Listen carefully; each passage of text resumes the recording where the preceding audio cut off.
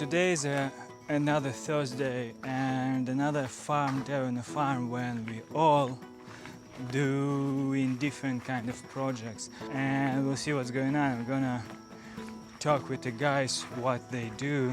First guy I met today right now, it's a Christian. Morning. We're gonna talk with him and check out what's going on. And so today, well, we always start with like a lunch harvest. At least Kevin and I kind of start the day with that. So I was just grabbing some chayote tips. These are really beautiful if you can get a good look at that. Really crunchy, nice, nice texture, nice flavor, really great in salad. So I got some salad greens in here. Kevin's cruising, grabbing some chayote and some greens as well. And then what we got is we got some burdock that's been ready for a little while. So we have them in these kind of raised beds. So we're gonna undo that raised bed. It's kind of like a wire mesh. We're gonna dig down, we're gonna get some nice burdock. We're gonna save all that soil.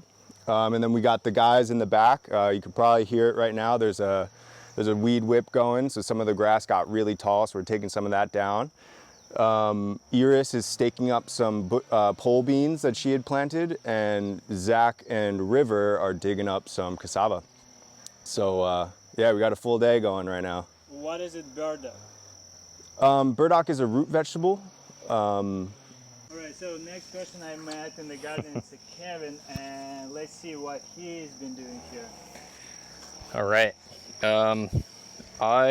As Christian was saying, we all start the day with a little harvest to get some food for us for our lunch. And so I get some greens going. I separate everything into a couple containers because some things are more delicate than others, and we want our herbs to stay separate from our veggies and our lettuce and various greens. So we have parsley over here that I gather, and then I put basil in another container. Has a shorter shelf life, so it's not good to mix them. And then we have some lettuce and cranberry hibiscus and chayote and Okinawan spinach. Check out this leaf. That's one of the most gorgeous leaves around, and it's very tasty and very... What is it? That was always my question. What is all of this? No, just these. This one is Okinawan spinach. It's beautiful. Spinach. Yeah.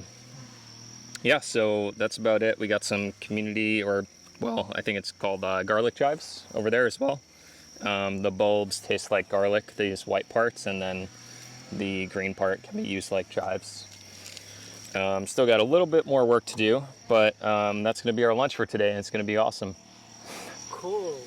And now I'm going through a little bit of a jungle, this area which we maintain not as well as the garden area.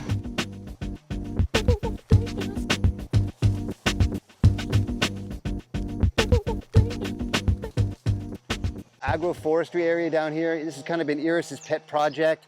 She's planted a lot of Brazilian plants down here, and we're growing them in a forest system. What you see here is cassava. This is yucca, called manioc. It's a staple in South America, Africa, most parts of the world where they don't eat rice, they eat this yucca. We call it cassava here. And we're basically gonna harvest these. They've gotten too big. We're gonna pull these up, get some sun in here so we can grow these other plants. We have turmeric growing with it, bananas, and this is ice cream bean. It's a leguminous tree. You harvest the pods, has a cotton candy-like pith inside. So you can see a lot of different layers, a lot of different stuff going on here. We're just gonna kind of make sense of it, and we're gonna pull up some of this cassava for us to eat and also to make feed for the pigs. So since it's so tangled, we're kind of cutting down the cassava in chunks. We're feeding the leaves to the pigs, and then we're gonna come back and hoist these things out of the ground. They're probably gonna be pretty big. You'll see they're like big potatoes, and we're gonna dig those up after we get this area cleaned up a little bit.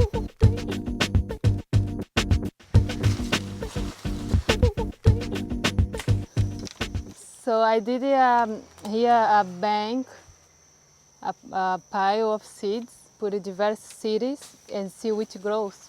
And then after I come back here, see which one that grows better, right? In this case, I did put a lot of seeds. Some of them over there grow some vegetables, that is more sun.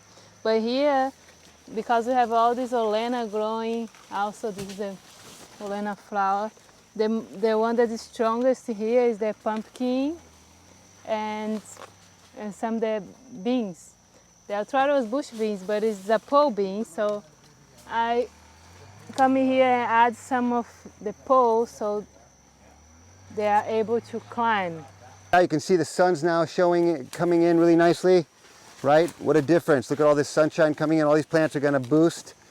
And look at these cassavas we're pulling up. We probably let them in the ground probably 3-4 months too long, so they turn into monsters. Look at this thing.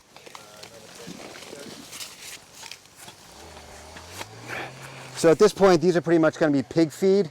We're going to use these to feed our pigs. We're going to ferment them and give them to our pigs. But man, that's some big cassava. Why not for people? Well, because once they get this big, they get kind of hard and woody.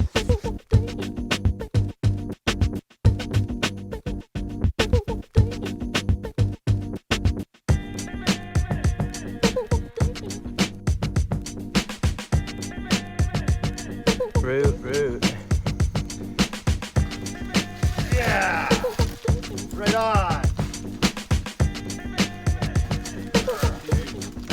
Yesterday was the first day that we did the fire for Pachamama, and we're gonna be doing for 3 days. Yesterday I did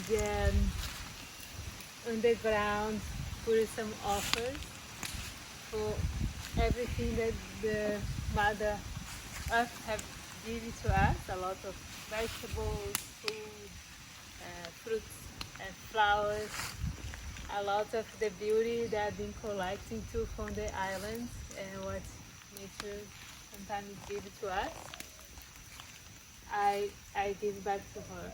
And then the idea is to burn, so the fire has this element that brings transformations and vitality for our dreams and all the elements, right? To transmute that. So that is the idea, to bring this fire and to be, it's gonna be the fire whole night. That we're not gonna be cooking this time in the fire, but eventually this is a very nice fire pit. We do have a lot of magic happening here, and we do a lot of music and drums and singing. Maybe tomorrow do a big one, right? It's a big celebration from the farm, and